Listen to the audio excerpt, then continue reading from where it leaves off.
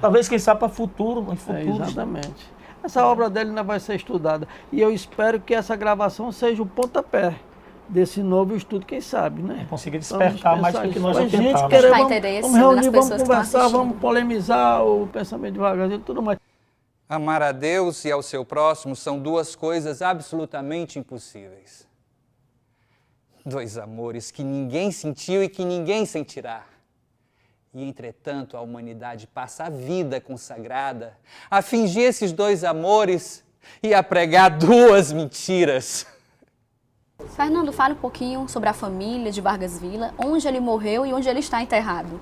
Olha, o Vargas Villa, ele teve poucos amores, mas ele teve alguns amores. Agora não existe muita divulgação, porque numa dessas, um dos episódios, ele ia viajando de navio e o navio naufragou e houve o boato de que ele andava com a amante dele, viajando com a amante dele e que ele havia morrido, certo?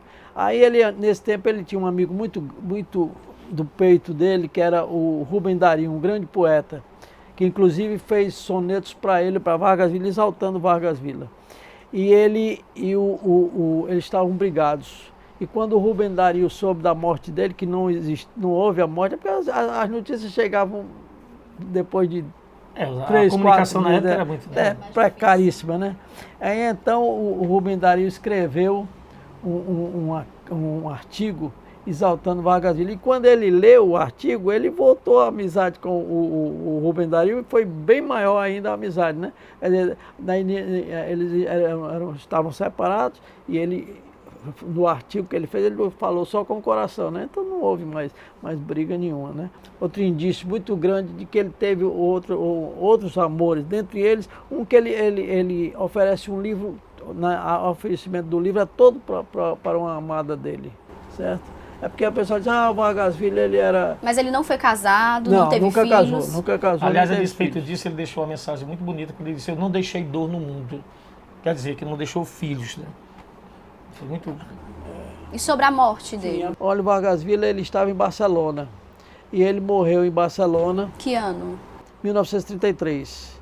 E ele pediu para ser sepultado num caixão de pio, sem forro, completamente nu, com a pena, a caneta dele numa das mãos e o retrato da mãe dele sobre o peito.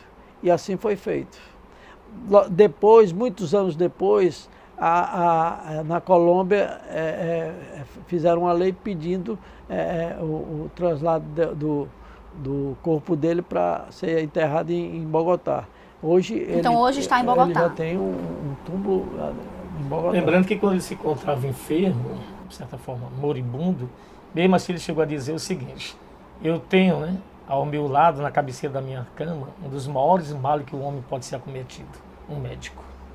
E qual foi a causa da morte dele?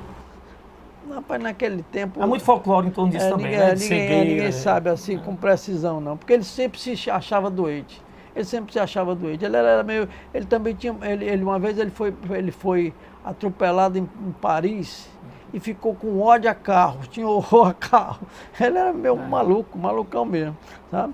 Ele tinha umas coisas interessantes. Uma época ele teve um problema lá, mental lá, que ninguém explica, que ele mesmo disse que passou um mês sem falar com ninguém, só conversando com o espelho, no espelho, ele conversando com ele mesmo no espelho. Como todo grande homem, né, tem suas todo excentricidades. gênio, né, tem essa... Excentricidade e loucura mesmo. Todo gênio tem um pouco de louco também, né? O gênio é um pouco maluco, é diferente. Aliás, certa vez disseram para Nietzsche, né? Ele era excêntrico, ele disse, o que vocês chamam de excêntrico, eu chamo de força. Porque eu vou acima do labirinto da mediocridade. Isso é muito peculiar nos gênios, né? Que ele fala muito em gênio. Né? Sábio para ele não tem valor que o gênio tem. Ele fala, sobretudo em liberdade e também em beleza. Ele chega a dizer que as duas maiores fontes, talvez, de inspiração para ele seria a beleza e a liberdade. Somos uma época de futebolistas, boxeadores, enfim, de gênios de circo. Somos uma época de força bruta que aspira a ter o gênio nos punhos para dar um golpe mortal em seu adversário e ter a alma na ponta dos pés para lançar ao ar uma bola. O 2 Pontos fica por aqui. Se quiser enviar dicas ou sugestões, use nosso endereço eletrônico, 2pontos@unifor.br. E não esqueça que você pode assistir a este e aos demais programas da TV Unifor pelo nosso portal multimídia. Obrigada pela sua companhia. A gente se encontra no próximo programa. Ele escreveu um livro chamado Ante los Bárbaros, que ele inicia o livro dizendo: o Yankee, eis aí o inimigo. Então o governo americano comprou toda a edição do livro e ele teve que fugir para a Europa.